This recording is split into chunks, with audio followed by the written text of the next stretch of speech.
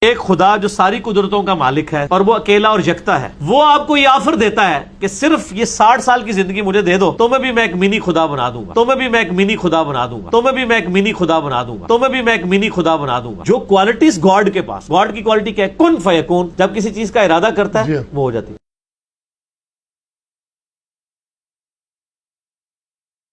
تو جنت میں جنتی کیا ہوگا؟ یہی ہوگا، جب وہ ارادہ کرے گا وہی چیز کے سامنے آ جائے گی۔ بالکل ہو جائے۔ خدا کی کوالٹی اسے موت کبھی نہیں آنی۔